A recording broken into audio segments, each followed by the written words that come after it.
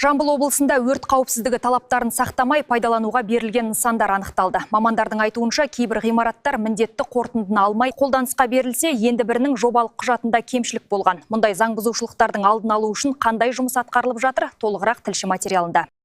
Қолданыстағы талаптарға сәйкес адамдар жаппай жиналатын объектілер мен биіктігі 28 метрден асатын ғимараттар арнайы тексеруден өтеді. Мұндай нысандарда өрт кезінде азаматтардың қауіпсіз жерге шығуы, дабыл жүйелерінің жұмыс істеуі мен апаттың алдын алуға арналған құрылғылардың жарамдылығы маңызды. Мамандар әрбір нысанның қауіпсіздік талаптарына сәйкестігін бағалап, анықталған кемшіліктер бойынша тиісті шара қабылдайды.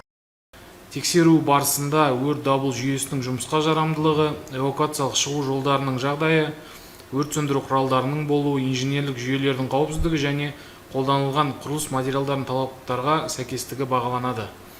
Бүгінгі күнге Жамбыл облысы төтенше жағдайлар департаменті техникалық нормалау бөлімімен e-лицензия ақпараттық жүйесі арқылы 61 өтініш қарастырылды. Оның ішінде 35 нысан аталған критерийге жатпайды. Төтенше жағдай департаментінің мәліметінше, кей жағдайларда өрт қауіпсіздігін талаптарын толық сақталмаған нысандарда кездеседі. Олардың қатарында жобалау құжаттарындағы кемшіліктер, қауіпсіздік жүйелерінің дұрыс қарастырылмауы және құрылыс нормаларының бұзылуы бар. Мұндай фактілер бойынша жауапты тұлғаларға заң аясында нақты талап қойылады. Назир Кебергенғали, Айдос Қыстаубек, Қордай 24 Ньюс.